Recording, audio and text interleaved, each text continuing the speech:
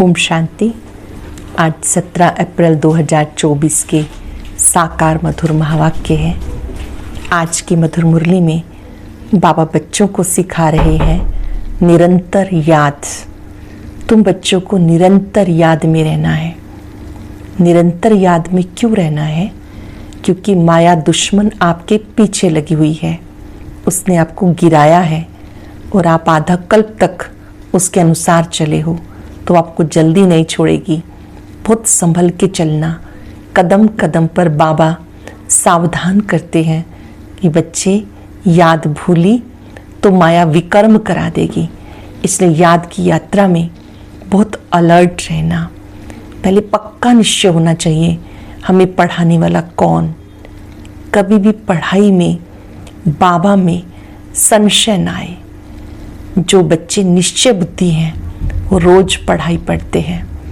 बाबा कहते मीठे बच्चे, मैं पुरुषोत्तम संगम युग पर साधारण तन में आता हूँ, ना बहुत साहूकार ना बहुत गरीब। और तुम बच्चे जानते हो कि वो हम आत्माओं का बाबा है। वो सारे विश्व की आत्माओं का पिता है। इसलिए उसको बेहद का बाबा कहते हैं। बेहद का बाबा जब आते हैं तो यादगार में शिव जयंती मनाई जाती है। जब बाबा आते हैं तो बच्चों को सिखाते हैं अपने को आत्मा समझ मुझ बाप को याद करो ताकि पापों का बोझा उतर जाए। तुम्हें पूरा पूरा परवाना बना है। शिव क्षमा पर कुर्बान जाना है। बहुत सुंदर बात बाबा ने आज समझाई कि तुम बच्चों को इस समय जब बाबा पढ़ाने आते हैं तो कभी भी पढ़ाई में संशय नहीं आना चाहिए। बाबा में भी संशय ना आए। सुनते हैं बाबा के मधुर बोल। बाबा ने कहा मीठे बच्चे, ये वंडरफुल पढ़ाई बेहद का बाप पढ़ाते हैं। बाप और उनकी पढ़ाई में कोई भी संशय नहीं आना चाहिए। पहला निश्चय चाहिए हमें पढ़ाने वाला कौन। ये वंडरफुल पढ़ाई बेहद का बाप पढ़ाते हैं। बाप और उनकी पढ़ाई में कोई भी संशय नहीं आना चाहिए। पहला निश्चय चाहिए हमें पढ़ाने वाला कौन। क्वेश्चन है, तुम बच्चों को निरंतर याद की यात्रा में रहने की श्रीमत क्यों मिली है?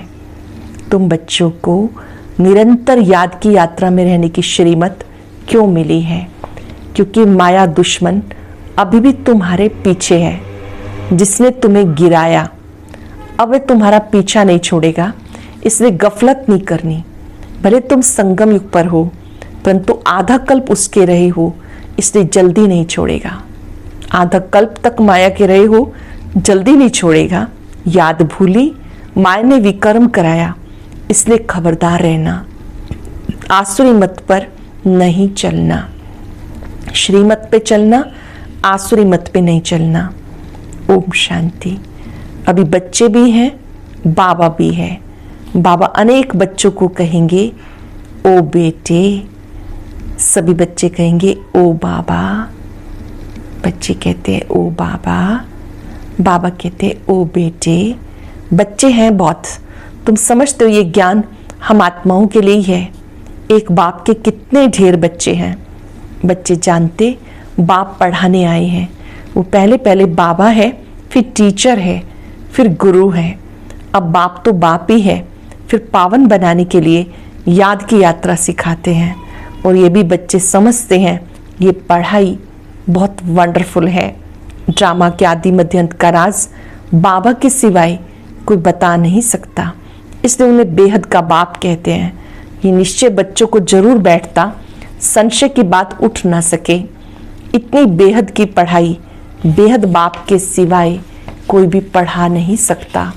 बुलाते हैं बाबा आओ, हमें पावन दुनिया में ले चलो। क्योंकि यह है पतित दुनिया। पावन दुनिया में ले जाते हैं बाप। वहाँ थोड़े कहेंगे बाबा आओ पावन दुनिया में ले चलो। बच्चे जानते हम आत्माओं का वो बाप है तो देह का भान टूटता जाता है। हम आत्माओं का वो पिता है शिव बाबा। मैं शिव बाबा का बच्चा हूँ। ये याद करते हैं तो देह का भान टूट जाता है। आत्मा कहती है वो हमारा बाप है। अब ये तो निश्चय रहना चाहिए बरोबर बाप के बगैर कोई इतनी नॉलेज दे नहीं सकता। पहले निश्चय बुद्धि चाहिए। निश्चय भी आत्मा को बुद्धि में होता, आत्मा को ये ज्ञान मिलता हमारा ये बाबा है। ये बहुत पक्का निश्चय बच्चों को होना चाहिए।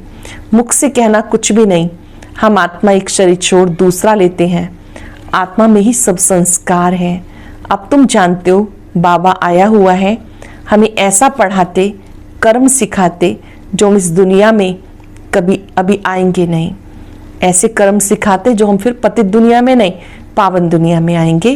वह मनुष्य तो समझते इस दुनिया में आना है, तुम ऐसा नहीं समझते हो। तुम ये अमर कथा सुन अमरपुरी में जाते हो। अमरपुरी अर्थात जहाँ आत्मा अमर है, सत्युग त्रेता है अमरपुरी। बच्चों को कितनी खुशी होनी चाहिए। ये पढ़ाई सिवाय बाप के कोई भी पढ़ा ना सके। बाप हमको पढ़ाते हैं और जो टीचर्स हैं वो ऑर्डिनरी मनुष्य हैं। यहाँ तुम जिसको पतित पावन दुख हरता सुख करता कहते हो, वो बाप सम्मुख पढ़ा रहे हैं। जिसको पतित पावन दुख हरता सुख करता कहते हो, वो बाप सम्मुख पढ़ा रहे हैं। सम्मुख होने बिगर राजयोग की पढ़ाई कैसे पढ़ाएंगे। बाबा कहते तुम स्वीट बच्चों को यहाँ पढ़ाने आता हूँ, पढ़ाने के लिए इनमें प्रवेश करता हूँ। बरोबर भगवानुवाच भी है, तो जरूर उनको शरीर चाहिए, न सिर्फ मुख परंतु सारा शरीर चाहिए। खुद कहते मीठे मीठे रूहानी बच्चे, मैं कल्प कल्प पुरुषोत्तम संगम युगे साधारण तन में आता हूँ। बहुत गरीब भी नहीं तो बहुत साहूकार भी नहीं, साधारण है। ये तुम बच्चों को निश्चय होना चाहिए, वो हमारा बाबा है। पक्का निश्चय होना चाहिए कि वो मेरा बाबा है। हम आत्मा है, हम आत्माओं के बाबा हैं। सारी दुनिया के जो भी मनुष्य मात्र हैं उन सबका बाबा है, इसलिए उसको बेहद का बाबा कहते हैं। शिव जयंती मनाते हैं, उसका भी किसी को पता नहीं। कोई से पूछो शिव जयंती कब से मनाई जा रही है, कहेंगे परंपरा से। वो भी कब से, कोई डेट तो चाहिए ना। ड्रामा तो अनादि है, परंतु एक्टिविटी जो ड्रामा में होती है उसकी तिथि तारीख तो चाहिए ना। ये कोई भी जानते नहीं। हमारा बाबा आते हैं, उस लव से जयंती नहीं मनाते।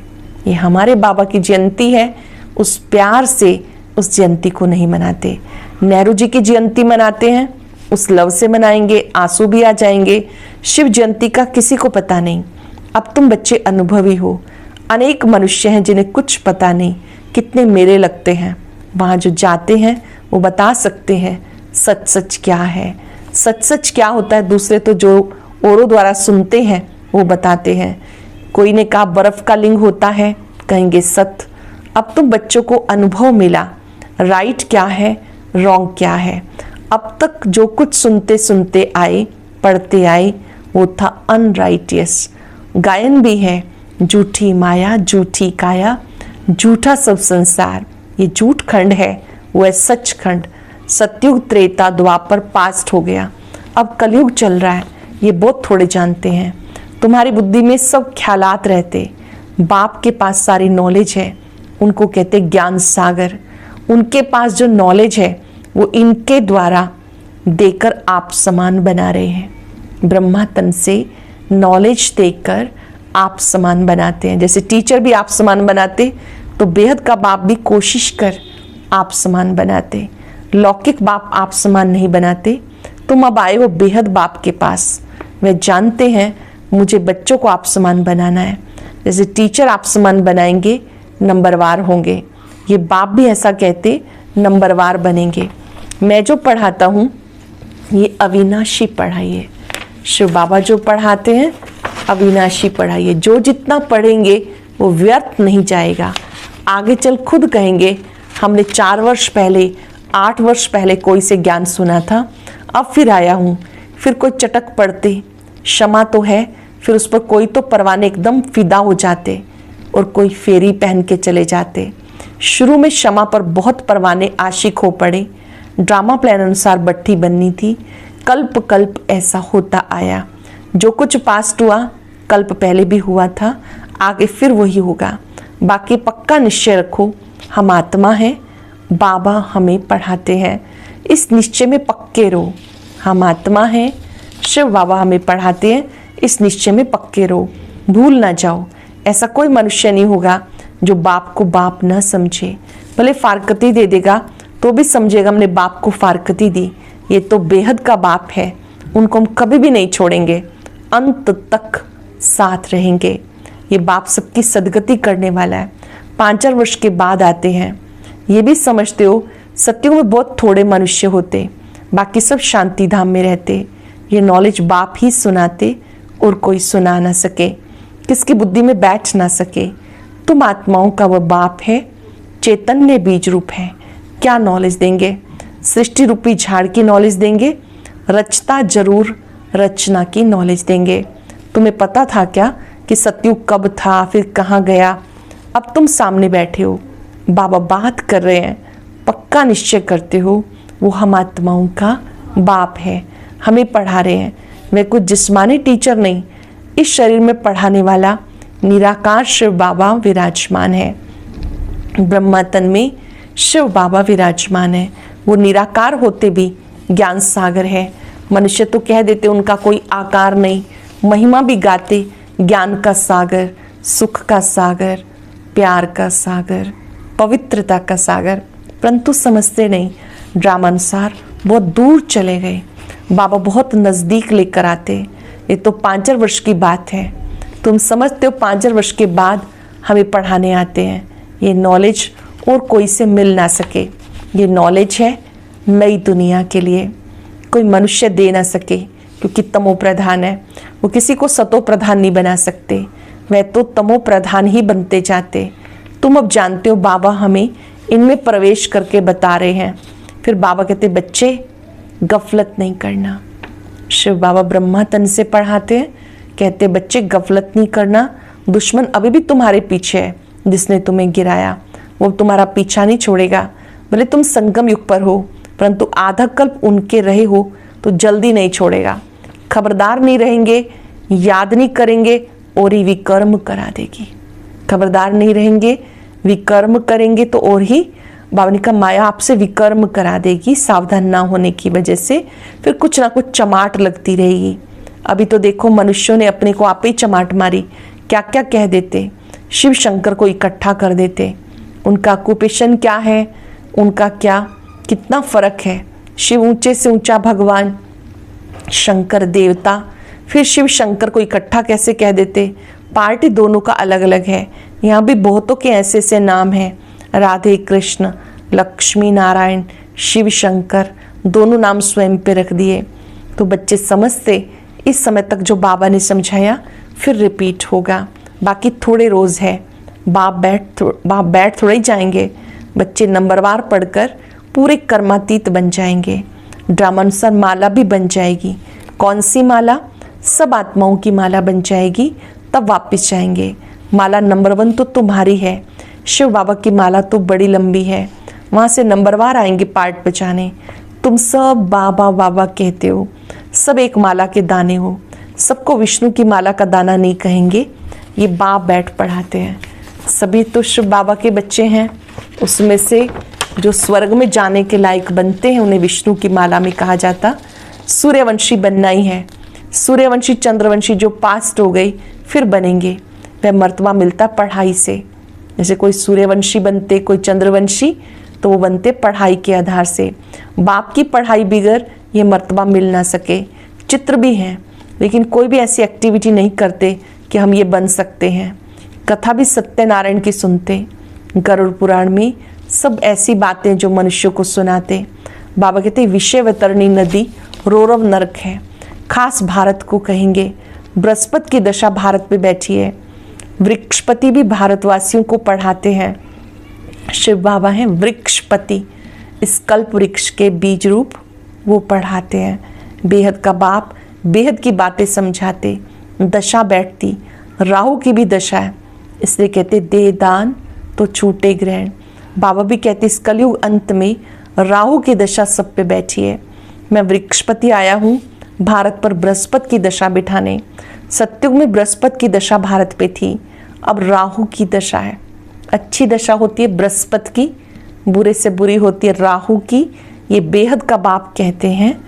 कोई शास्त्रों आदि में नहीं है, ये मैगजीन आदि भी उन्हें समझ में आएगी जो पहले कुछ ना कुछ समझे हुए होंगे।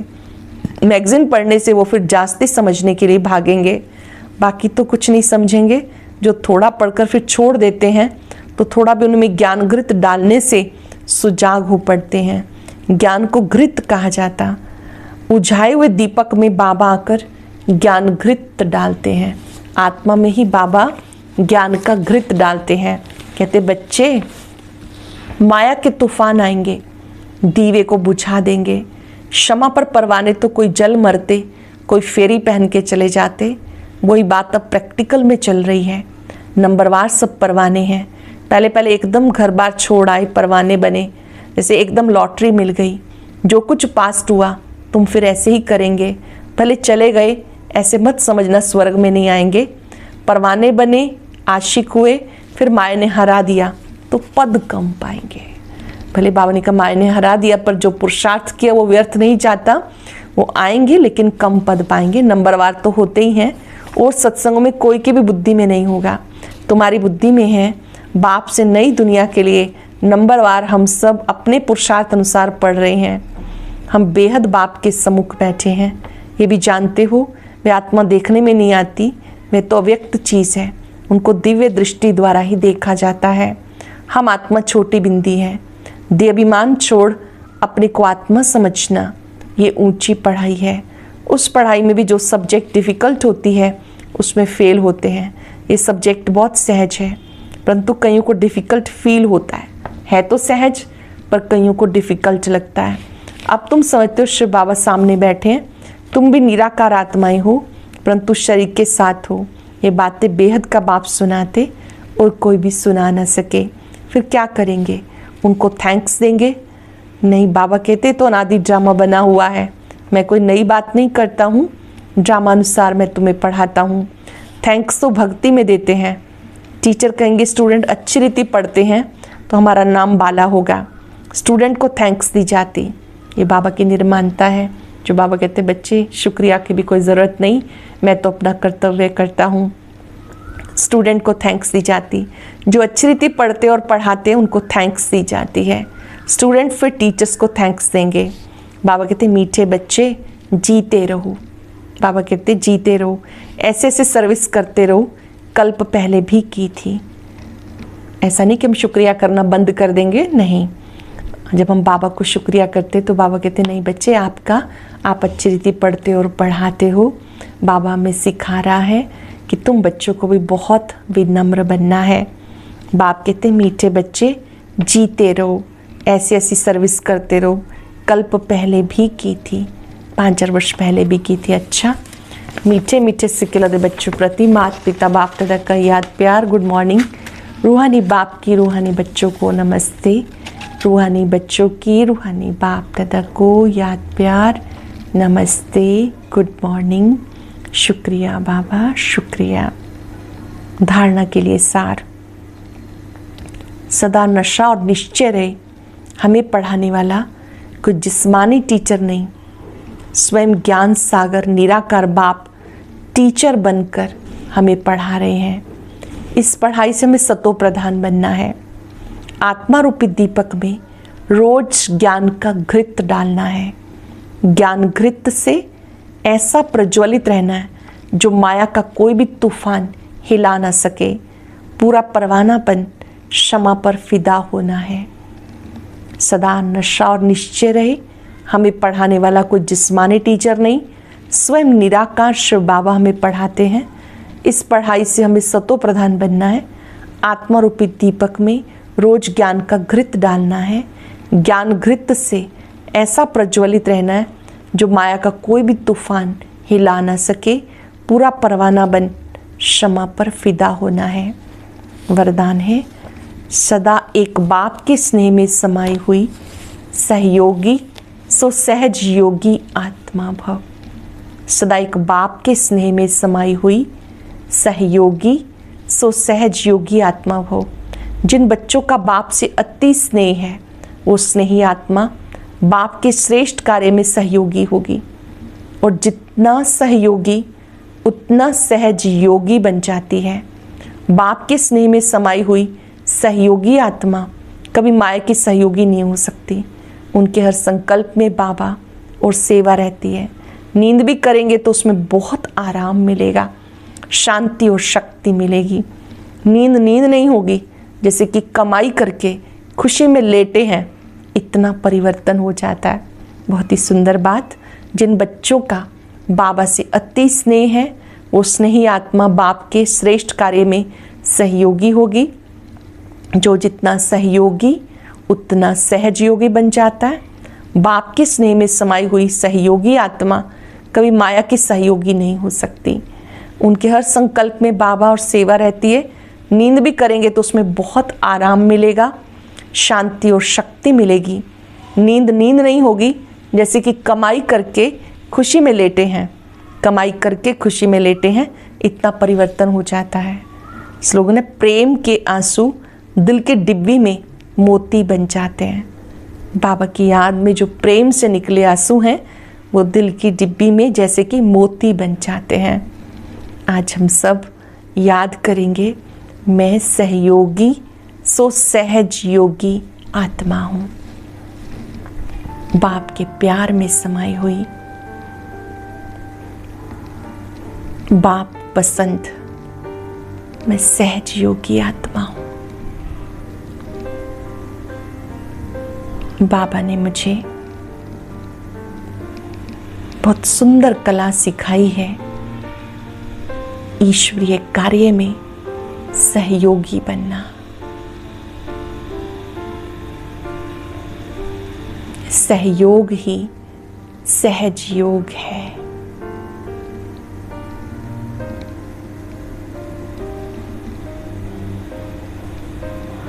बाबा का प्यार वो पवित्र प्यार है जिससे सहज दुनिया भूल जाती है, देह भूल जाती है।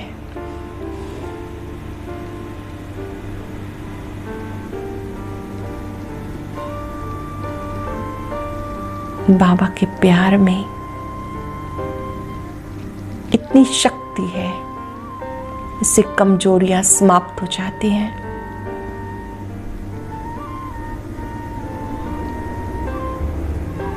बाबा को देखते बाबा के प्यार में समा जाएं। यही बेहद का बाबा है, मीठा बाबा है, प्यारा बाबा है, मेरा बाबा है। मैं सहज योगी आत्मा हूं। शुक्रिया बाबा, शुक्रिया।